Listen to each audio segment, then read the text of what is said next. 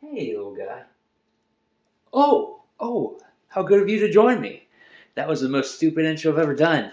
I'm going to do something a lot more serious than that. I'm going to show you how to connect a GoDaddy domain to Google Sites. And so you probably get tired of paying monthly website hosting fees on GoDaddy. They're a whole lot. Gosh, I would have spent hundreds of dollars over a few domains that I have to host them over the last few years.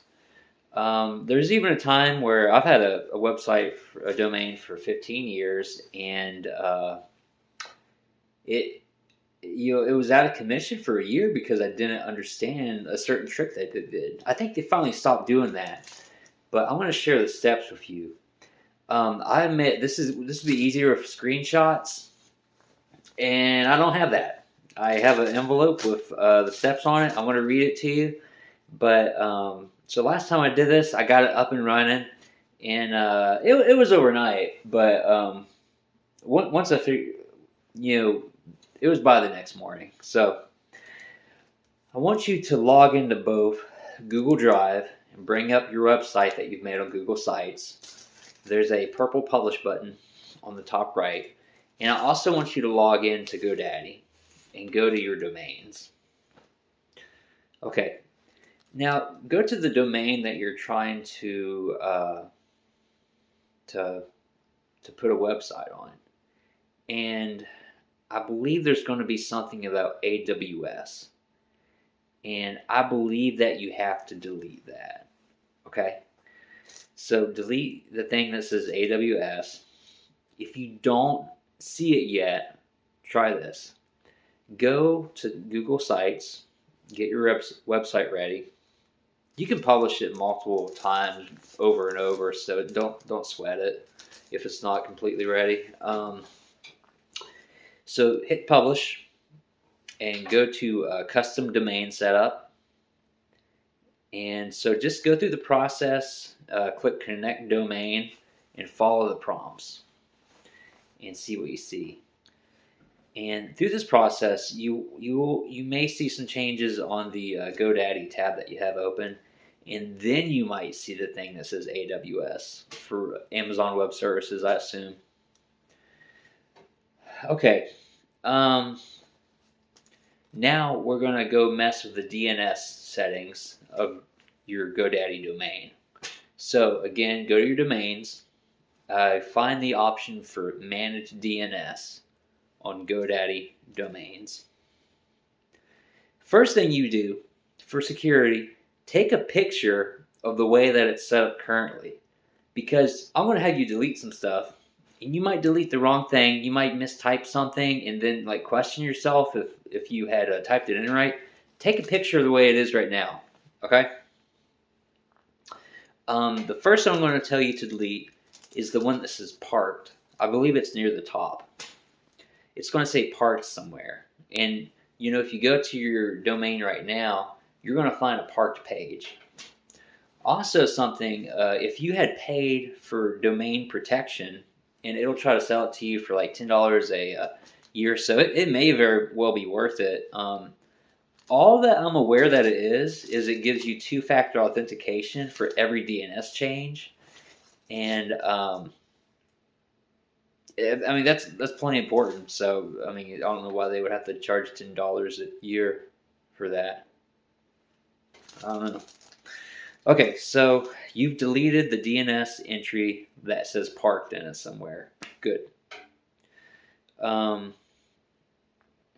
So you've done the Google Connect custom domain. And so look down and see if you see a TXT entry that says something about Google verified, and usually there's a string of letters and numbers, and you can so if that appears, chances are Google has verified that domain is yours. It's verified it. You can check by going back to Google Sites, go to the publish option, and under custom domains, it'll actually say under the domain in that quick menu if Google has verified the site or not. And so that's part of what you do. We're going to add some more stuff for Google to make it work, though, because it's not going to work yet. Google says it's connected and everything's live and stuff, and so I waited overnight after that was done. It still wasn't up. Google will say it takes 48 hours, but it was only a couple hours after I did this next step that it finally started working. Okay. So the next couple that I'm going to tell you to delete, I think you have to do this. But you've got the original picture if you don't.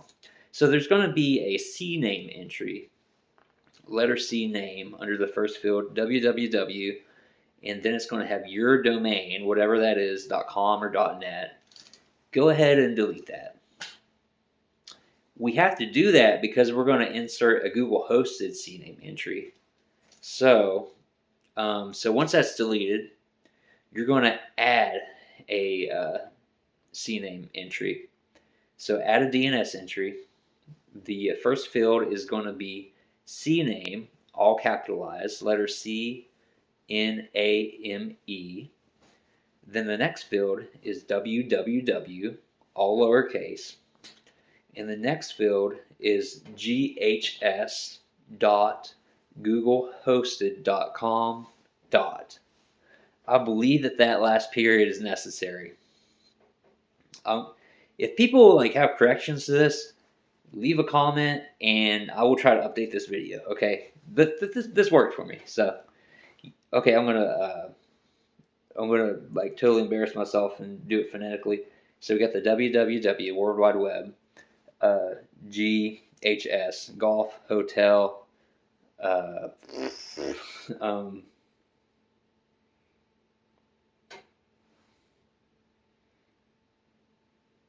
Golf Hotel Sam, period,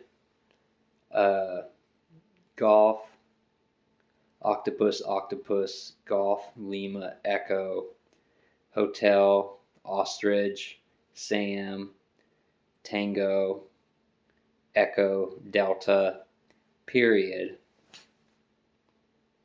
Charlie, Omicron,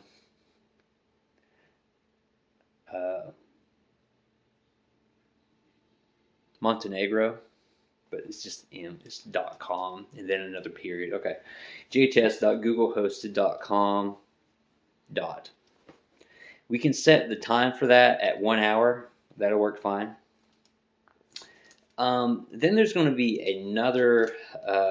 So save that. Make sure that's good. There's going to be another entry on the DNS that you're going to have. I believe that you're going to have to change this.